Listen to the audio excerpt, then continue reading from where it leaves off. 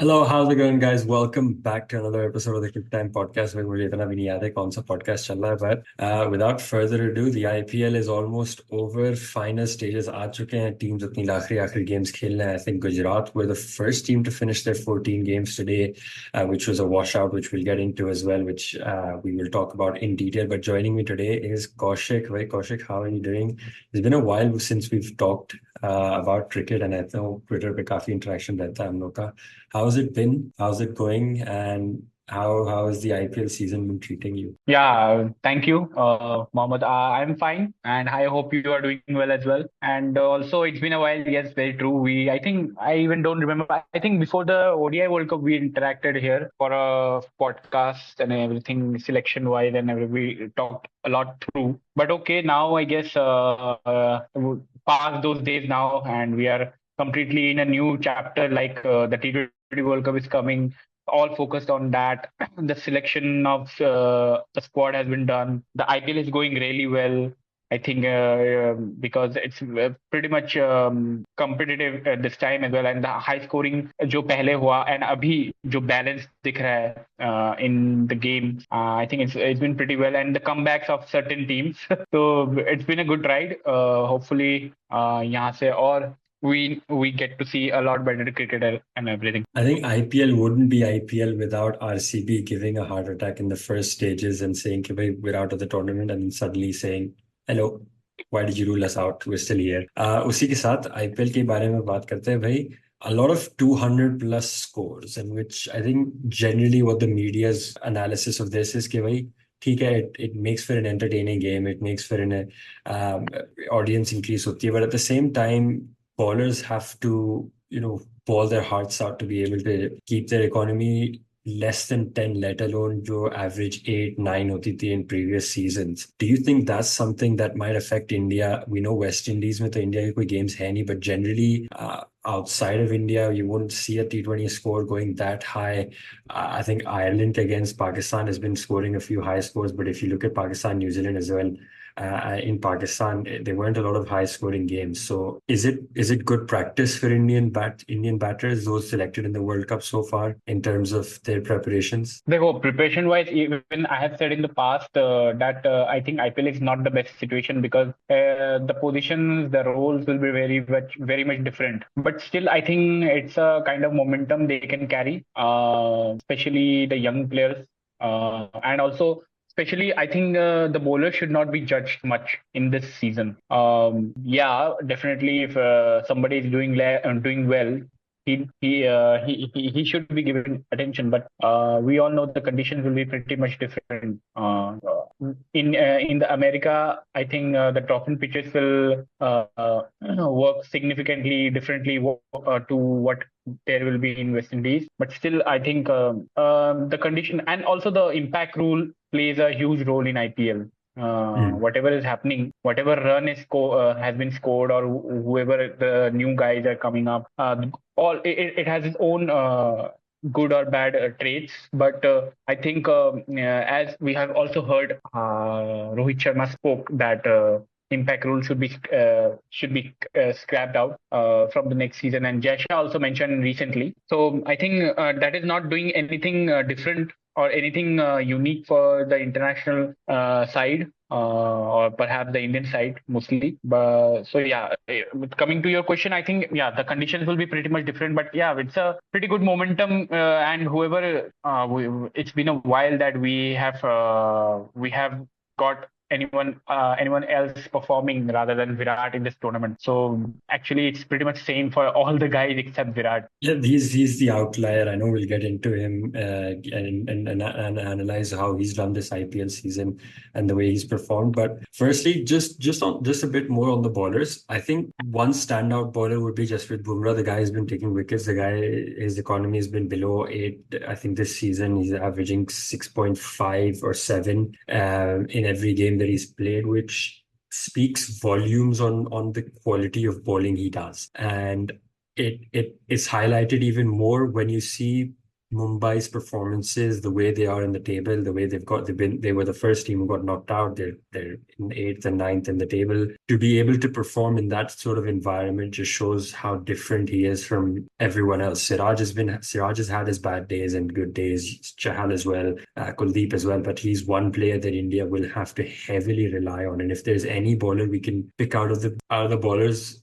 and then say who will be really well positioned in the T20 World Cup, it has to be Bumrah. So other than that, you're right in saying that we will have to disregard bowling performances because Indian pitches have been designed in a way to support the batsman, to make sure the game is as entertaining as it can be. I think ये पहला IPL season है जिसमें I think 100 से below कोई score नहीं हुआ है अभी तक. Every IPL season there have been outliers. There have been 200 plus scores and 100 below scores used to be a very rare occasion. I think in between those two, generally 160, 180, 190 maximum ऐसा होता था कि भाई स्कोर कर लिया किसी team ने. But this season we've seen कि भाई anything below 200 is considered a chaseable target.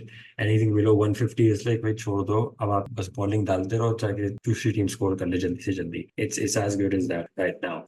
On the topic of Virat Kohli, a lot of discussion that had been done before the IPL, I think generally ज़्यादा हुआ था, अब तो इतना नहीं था since people have seen his performance in the IPL. A lot of talk about making space for younger guys, and it comes from a place where I think the media just wants hits, मेरे हिसाब से, because no one speaks about Rohit Sharma being out of form. Rohit Sharma, looking for a new opener. You can look at the team itself. You've got Sharma who can open, you Jaiswal who can open. You can have Gill who can open as well. And yet we've gone with Jaiswal and Rohit Sharma. So there are a lot of talents who can open, but yet Sharma is there. But no one talks about Sharma being out of form and Sharma being replaced. Yes, I know he's the captain. Thoda bahut ek respect factor hota hai usme. But in the end of the day, even if the captain is not performing, he needs to be notified and be told that there is something wrong. Are we going to see the same Sharma that we're seeing in the IPL, or are we going to see a switch around? Because he's a big tournament player. World Cups, man, he's got good scores.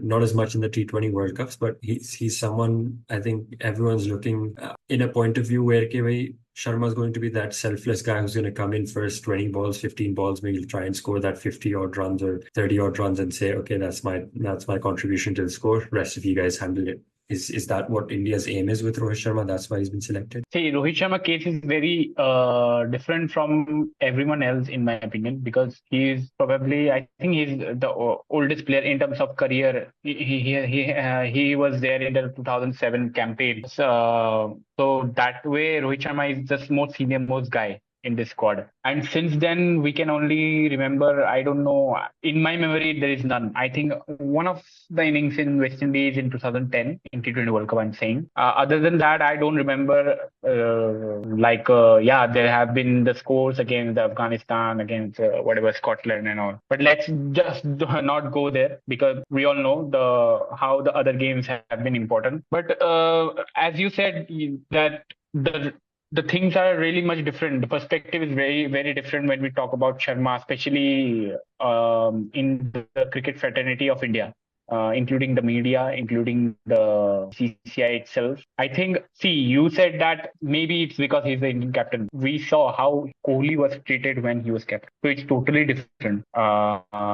It's not that case. So that's clearly contradicting that fact. That because he's captain, that's why maybe he's not it. But I don't know. It's a very unfortunate state of affairs currently in Indian cricket, in my opinion. It's the ecosystem which is totally, I would say, I cannot say corrupted because it's much of a political term. But in sporting, I don't know. It's a dirty state of affairs currently. That someone like Rohit Sharma is still there and he's captaining, and above all that, we doubt the commitment of someone like Virat Kohli, and we don't talk about the Rohit Sharma. The thing has been put in such a way, whenever Virat has struggled, like, okay, he's scoring runs, but in couple of games, he slows down after the power play. Okay, it can happen to any player. We all know that there are strengths and weaknesses of all the players. If something like that happens, everyone starts that it's time to move on from Kohli. And when the same thing happens, actually it keeps on happening with Rohit Sharma. similar kind of things. But when the attention is much more on Rohit Sharma, the ecosystem turn it like both Rohit and Kohli needs to move on. Whenever Kohli had a bad day, it's Kohli, only Kohli. But when Rohit Sharma he's not like having a bad day. I'm saying that whenever he tracks the most attention, his form gets the more attention. Otherwise, they have been highly successful to keep it away from the eyes of everyone. Everyone has been successful. I don't know who are these people, including the media and the BCCI itself. They have been very much successful on keeping the good image of Rohit Sharma, and especially in this format. So they keep on taking Rohit Sharma and Virat Kohli in the same sentence, which is nothing less than a crime. I think in this format for T20 International for India, in big tournaments, in big series, in big games, I think nobody comes even close to what Virat has done. Arguably 3 player of the tournaments, because the last one also he deserved. He would have won clearly if we could have got to the finals. That is the most bizarre state currently. We have seen a lot of things. We are yet to talk about the selections. We are yet to talk about the omission of Rinku Singh. But I think this is where we need to make the line, or they are actually crossing the line, that they keep on taking Virat Kohli and Rohit Sharma in the same sentence, which is absolutely ridiculous. I think you look at, before even going into talking about how he's performed on an international level for India, irrespective of whether it's a major tournament or not, just in the IPL itself. Even if I look at RCB's first 7 games, the games that they lost, I think 6 out of 7 they lost of the first 7 games they did. Who was the outstanding player? Who was the player everyone felt sympathetic for? Because it was Virat Kohli, because he was the one guy who genuinely looked like was giving it everything. Whether that was scoring a quick 30 off of 10, whether that was scoring a 50 off of 25, 30 balls. And one of the other thing is, with him, it's always the case of, let's find a fault in it. That's what I've always seen it as. His form is now good. He's got centuries. He's the highest scorer of this IPL. People have nothing to talk about. Then it's about his aggression, his celebration style. Like yesterday against Delhi. Before that, it was why is he joking with players? Why is he joking with the opposition? Is he not interested in playing for RCB? Is he not passionate? This and that. So it's one or the other when it comes to Virat Kohli. Just talking about the stats himself, 82 his average is. I've got it right up in T20 World Cups for India. Way, way, way above any other. Forget just Rohit Sharma. And yet we talk about how we want to replace him. When we talk about him, people need to realize that you've got Hardik Pandya, you've got Rinku Singh as a finisher, you've got Dubey, you've got everyone there. But the only guy who can stand there from over number 1 to over number 20 is Virat Kohli. The only guy who can switch from scoring a runner ball when it's tough times to scoring 6s or 5 6s in the next 3 overs is Virat Kohli. We've seen him play those innings where his strike rate has been below 100. We've also seen his strike rate go up to 250 in cases where it's needed to. So he gives you the ability to bat throughout the innings, and irrespective of what people say, you need to score 250 in a game or like 200 plus in a game, you cannot do that without someone being at the crease for just 5 overs or 6 overs. Sharma aayega 5 over mein, let's say 50 bana ke chala jayega, next guy aayega. You can't have that. वो इतना aggressive style of play होता है कि when there is a collapse, you will end up having such a low score कि you lose the game. So you need someone like Virat Kohli. So to me,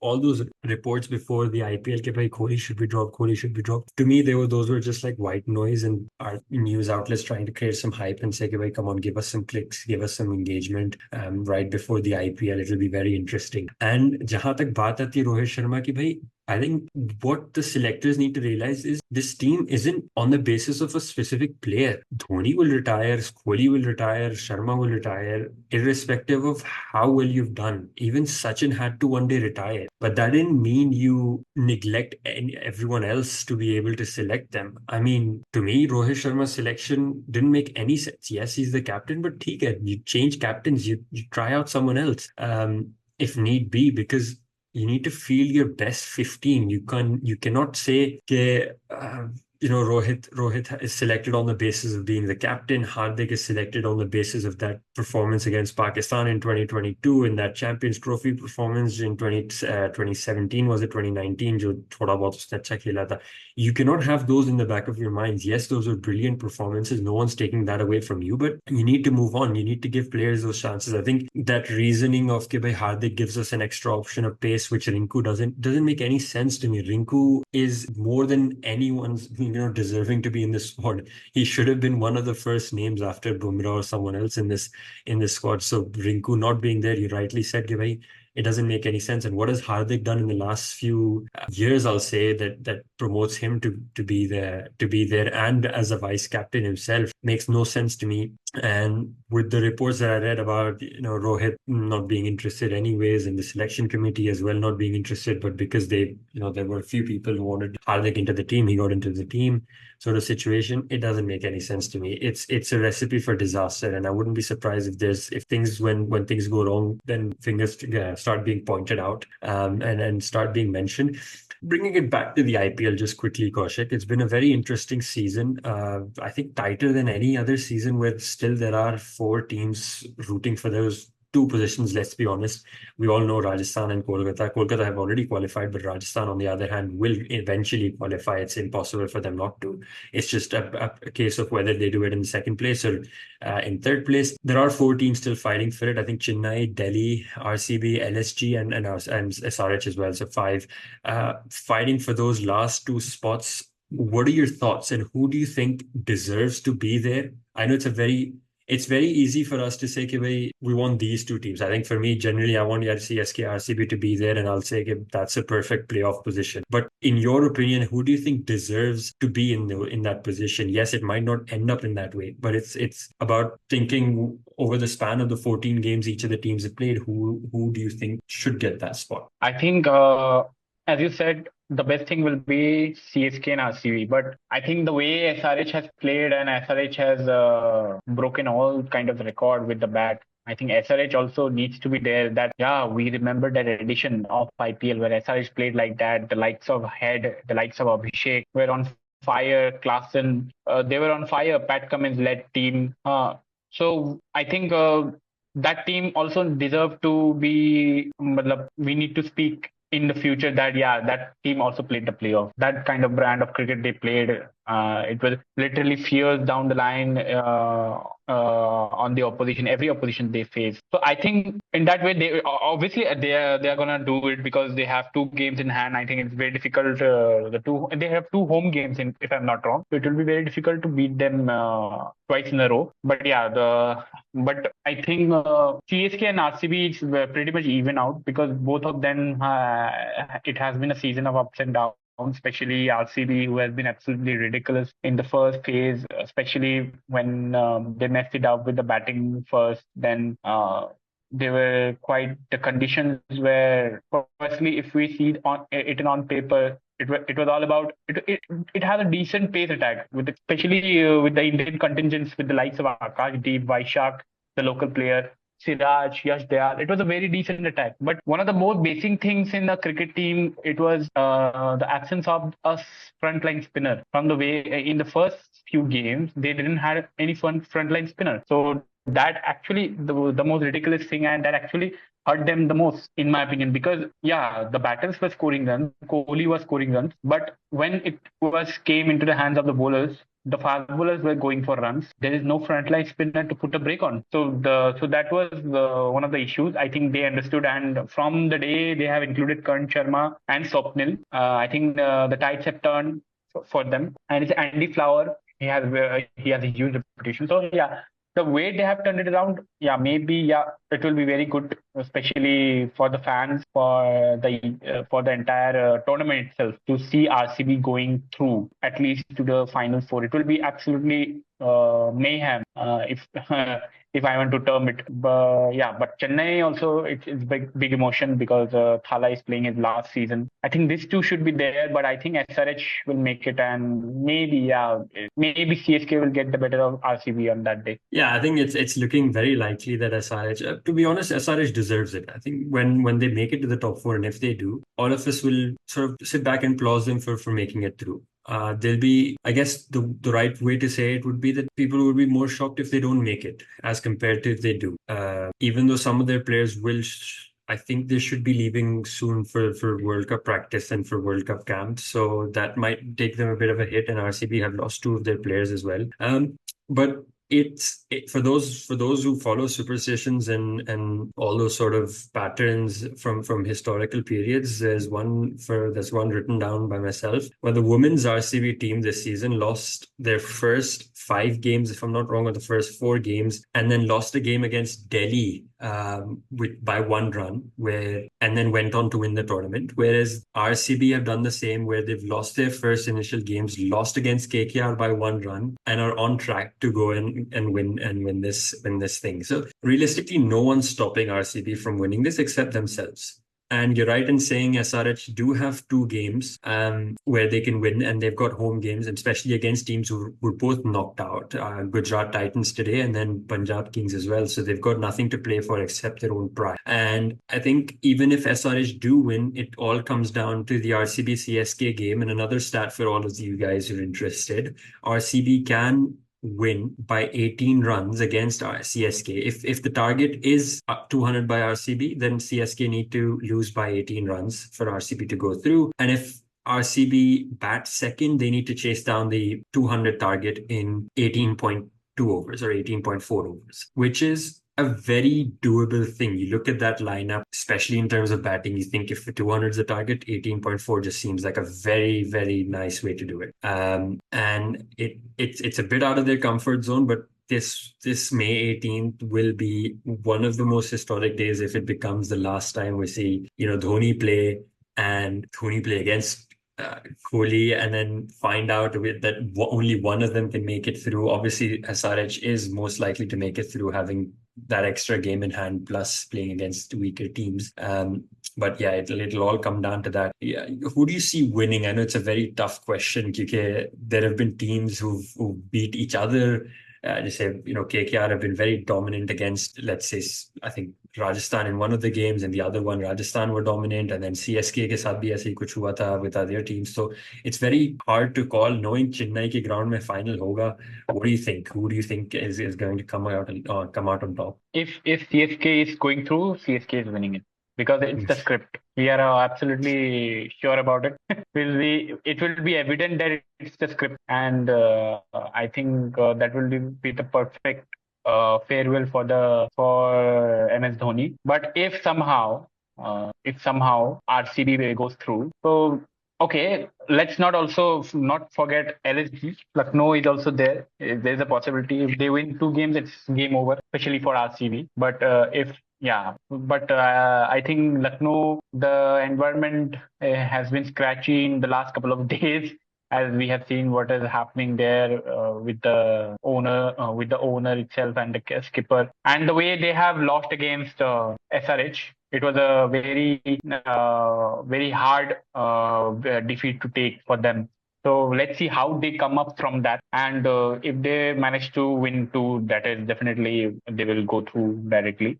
Okay, keeping in mind CSK and RCB as the game of the season, the upcoming one. Yeah, if CSK goes through, I think CSK will win it. And I think otherwise KKR is the front runner. Yeah, I think growing up, I've always supported KKR, but the last few seasons, it's not falling out of touch of IPL, but just in general, just with one team, just saying I'm fine with anyone winning as long as it's entertaining games. I'd be very happy if I can see CSK win another title, or RCB would be incredible just to see sort of reactions. And with RCB winning, it's not more because of the emotions, but because seeing how Twitter is going to change, how Instagram is going to change, how the world's going to feel when the fourth wall is broken down and RCB finally wins their title. That's sort of the thing. And with KKR as well, if they win, they thoroughly deserve it. And I think any of the teams who make it to the top 4, win the tournament, will end up deserving it, and will be the team that played the great game. And that's how the IPL is. You don't have to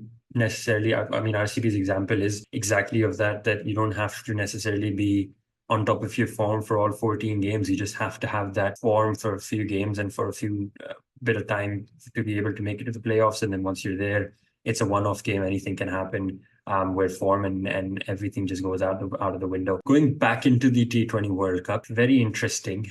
Some of the squads have been announced. ICC has said, well, the final deadline is the 25th of May. So even if you've announced the squad, you can sort of make those changes if need be, depending if there's actual reasons for it. Do we see Rinku Singh being added back into the team? I know one factor that might have caused him to be out of this team is maybe his lack of, I guess, I wouldn't say lack of performances, because KKR being such a solid team haven't given him the opportunity to do something big, and he's not needed to show up and do something big in any sort of occasion for RCB, for KKR, due to their top order just handling everything with Narayan and Phil Salt, to talk about in general. What do you think? Do you think Rinku Singh? I think we both can agree that we want to see him inside and deserves to be in that 15, not in the 17 that has been announced, or the 18 that has been announced. But do you think he should be brought back? And then if so, who should be kicked out of the team? Who should be replaced him? There is no doubt that he should be brought back. But I think if he comes back, none of the names, undeserving names especially, will not get kicked out. I will not say who should be kicked out, but I think who will be kicked out, we all know that it will be one of Akshar Patel or Shivam Dube who will get sacrificed. It has been that way only. It's either way. It's this way or the either way. It's not happening with the right way, actually, one way or the other, but it's not the right way. It will never happen the right way. And out of nowhere also, with Rinku Singh, there have been reports said that his competition was with Shivam Dube. How is that possible? It's not possible. Shivam Dube and Rinku played in the same team, in the same T20I team for India. Their role was different. Rinku played well. Shivam Dube played well. They have been doing well in the IPL as well, from the last 2 years, especially. It's a completely different role. How there's only one guy who, for whom to accommodate, they have done this. That is Rishabh Pant. Clearly Rishabh Pant or Jadeja, because Akshay Patel is also there. Akshay Patel, with the kind of innings last night he played, if he's getting dropped, it will be absolute bizarre. Absolute bizarre. And okay, keeping in mind the West Indies condition, okay, let's go with Jadeja, the bowler. But I think, but we don't play any of our games in West Indies, if I'm not wrong. We only play again in the New York Stadium, if I'm not wrong. No, I think the group games are in the West Indies. Otherwise, it will be shifted to, I think, the Super 8 or Super 6. Super 8, I think. Yeah, four groups are there. Top 2 teams will qualify. So it will be Super 8. There is a Super 8 stage. So that is, I think, it will happen in the West Indies, with including the knockout. So whatever it is, okay. But coming to your question, who should be kicked out? We all know who should be kicked out. But let's be honest, it will be either Akshay Patel or Shivam Dube who will be sacrificed. I know it's not the right swap, but I'd say that if it was going to happen, it would be fine. I think Rinku Singh does deserve it. I know we all know the obvious one who should be going out. I would go as far as to say, if I know the name, don't mind saying the name itself. Hardik Pandya has not deserved his place in this squad. That 50-over World Cup, I think that injury that he got on his ankle was not necessarily a very big injury, to keep him out of the Indian squad for almost 4 months. And then right before the World Cup, a week before the World Cup, he's suddenly ready and roaring back. I think even after surgeries, people don't take that long to recover. So I highly doubt that's something that should be overlooked, irrespective of what sort of performance he's put off.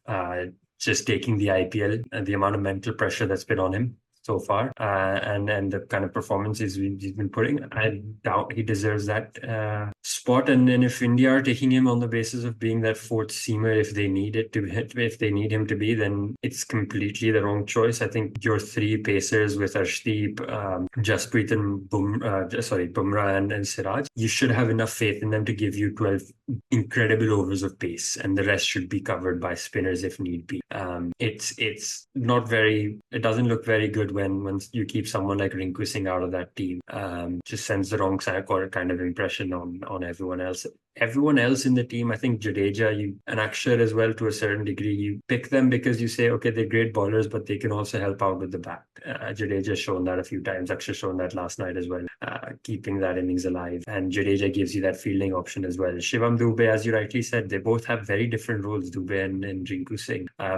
what I see in this team right now is a great top order, is a great middle order, and a bowling bottom order. But that finishing role, leaving it down to Dubey or Pandya, is very dangerous, and especially when you have someone like Rinku Singh's in the reserve. It's to a certain degree Pant as well, but Pant has just come back. Maybe even then, to me, Pant wasn't the right selection. He's just come back from like an injury, hasn't played a lot of cricket. IPL, he's done well. I'm not taking away anything from his performance. He's done incredibly well. But do I see him as someone who can handle that bottom order? Especially pretty sure against Sanju Samson, he will be the main pick. I doubt Sanju Samson will get a lot of game time. So to me, this squad is a very the kind of bizarre decisions have been taken. You cannot keep that it will not happen. Keep that thing that is Sanju Samson. Sanju Samson is not a sure starter.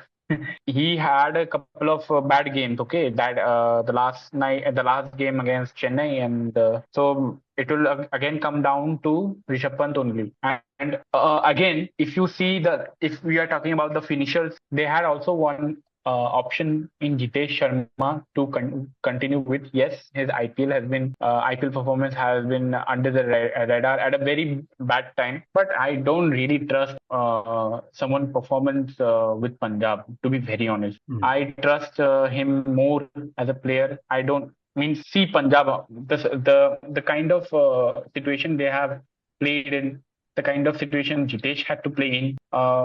It's totally different, and the role has been will be totally different in the World Cup if he would have got selected. So now we had two good options in finishing role. Because, okay, Rishabh Pant is coming back, but why? The main question is why. He's coming back. All respect, yes, he's coming off a big layoff. But why you are selecting him for such a big tournament straight away? Why? Last time you said that you don't have a left-hander. Now you drop one of the best left-hander in the last 2 or 3 years in this format for India, in both domestic and IPL and international cricket. So now, if you are talking about that Rishabh Pant is going, I think that selection was pretty much also similar with what we talked about the Pandya, the Rohit Sharma, because Rishabh Pant in T20 international for India, it's been a very, very low esteem case for himself. He has, I think, like 65 or 70 odd matches for now. Almost means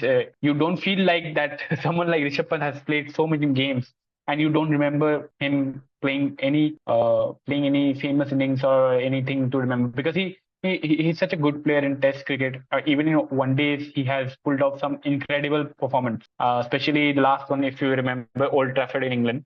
So him not doing well in the T20 international is so unfortunate. Jitesh Sharma was there with Sanju Samson in the pecking order, and suddenly it changed with the IPL. So why they don't consider the same for the other players as well? Why it is only you consider that to in regard of some particular players? So that is very as I spoke in the beginning, it's a very bad state of affairs currently in the ecosystem is totally they're like okay, the big names. They have dropped KL Rahul, they have dropped Bhuvneshwar Kumar, but Bhuvneshwar Kumar who had one bad T20 World Cup, one bad T20 World Cup. KL Rahul had two bad T20 World Cup. Okay, let's consider two bad T20 World Cup for Bhuvneshwar Kumar as well. But you are still continuing with someone who has been who has disappeared for the last decade or so in the big games for that matter. And if we consider that also, Sky also has not done anything in the big games. So there are a lot of questions. Okay, but I think we better not go there, because it will be a very, very long discussion if we don't go that detail. It's a never-ending discussion. Yeah. When it comes to ranting on the Indian cricket, the current state of Indian cricket ahead of the T20 World Cup. Yeah. It just seems like one of those things that you can just keep speaking about, like on and on and on and on and on. And it's one of those topics that can continue. Shifting our focus from T20, I know every youngster has this passion for T20 cricket, but growing up, Test matches have always been the pinnacle of cricket. We all know, and we all are eagerly waiting for that Border Gavaskar Trophy to kick off in December itself in Australia. We all know next year, that confirmation that India is going to England to play those test matches is another one of the big news of this week. James Anderson, if not just England's greatest bowler, probably one of the greatest bowlers in cricket. Most wickets by a pacer, 700 plus. 21 years, stellar career. He's played all three formats for England. But obviously, we all know him for his red ball cricket. There are those in swingers and those out swingers. He's got many a big names, right? He's got Sachin, he's got Virat Kohli, David Warner, Babar Azam, all of these big guys who've scored brilliant hundreds. And the Fab Four or the Fab Five, he's got wickets in them all, and not just once, but many a time. So James Anderson retiring from international cricket, but he's synonymous with England cricket, isn't he? Because every time you would have an England squad be announced, you knew that when Alistair Cook used to play and Broad used to play with him, there are three confirmed names: Alistair Cook, Broad, and Anderson. And slowly Alistair phased out and Broad phased out, but still to this day, Anderson was always that first name in the playing 11. Forget the even playing 15, but 21 years ago he started his career at Lords. That's where he'll be ending it against West Indies. How does it feel? Because I think we've all grown up watching him and wondered whether this is the last time we'll see him, whether this is the last time we'll see him every year. But finally, now he's calling in his time on a stellar career, I must say. If not just England's greatest, the world's greatest pace bowler. Yeah, surely.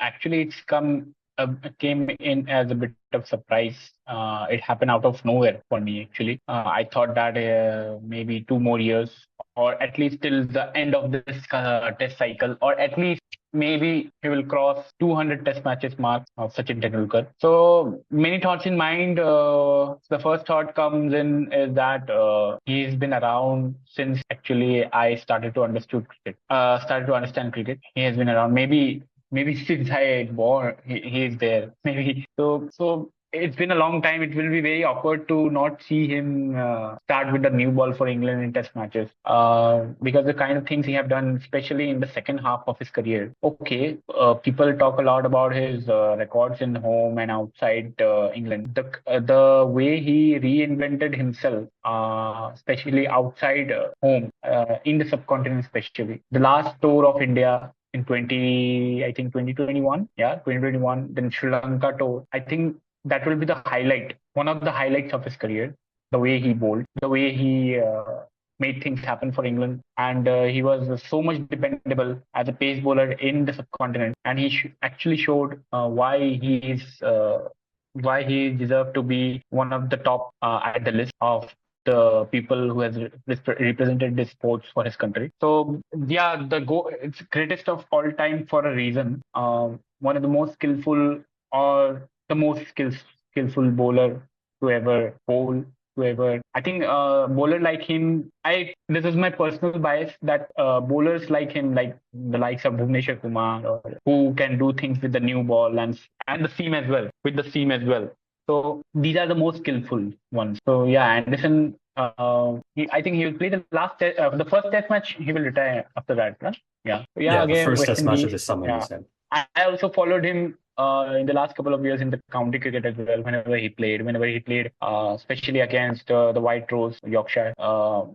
It's a huge honor, 1,000 plus first class cricket. It's a huge thing. I don't think so anyone will be able to do that again. With the kind of pace of cricket has been played by everyone, and the players shifting their focus to T20 cricket, to franchise cricket. I don't think so.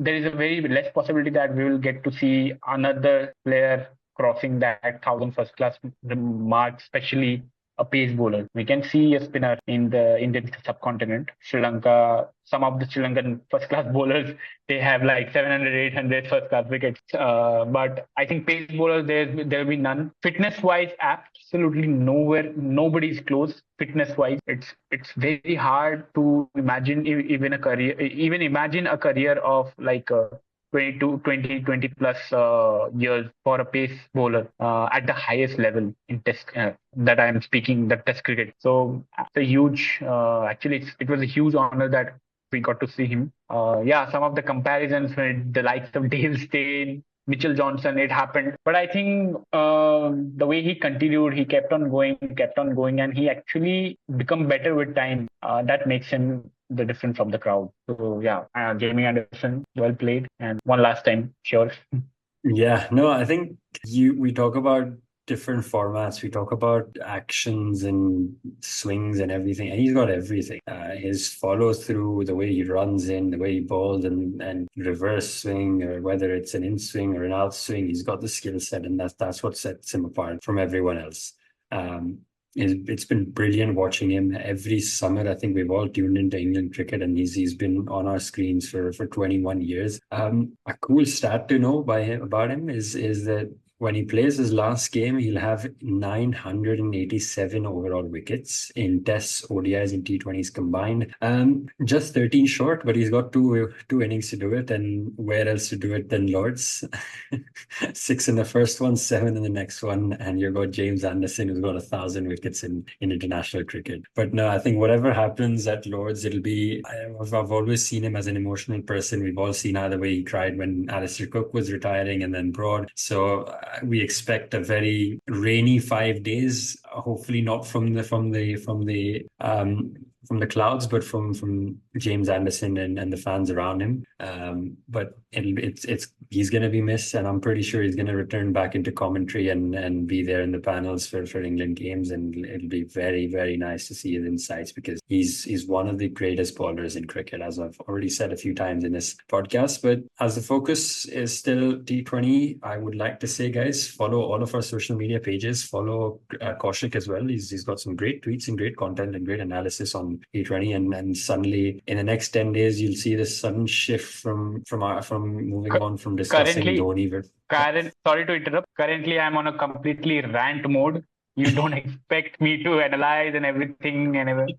Currently, I'm totally on a rant mode. Hopefully, when the census comes down to the wire, let's hope for the best, and we can just hope, actually. But it's been that kind of the days, not days of Indian cricket, that we have to keep ranting nowadays. That this is happening, that happening. So yeah, hopefully it comes down to the wire, and we get to see some very good cricket and talk about good cricket. Yeah, no, I completely agree. I think that's what I was going to say, that the focus is now going to shift from the IPL season and, Dhoni versus Kohli versus Rohit versus all of this sort of thing, to just being unified for India and playing as a nation. And there's no better feeling than watching India win a game, irrespective of which game it is. It's just incredible to watch. So we get another chance at it. There's a lot of tournaments coming up as well. But before we get into all of that, the T20 World Cup, the content is going to keep coming, and even more now. With Kaushik as well, we'll try and schedule another quick podcast before the World Cup starts, and then during it as well. Suyash, as always, will be on the panel. He's out today because of sickness, and we've given him a bit of a break. But make sure you guys follow all of our social media pages. Bhai, sara content wahi pe aayega, har tarah ka, whether that's reels, whether that's posts, whether that's every sort of news to keep you up with cricket.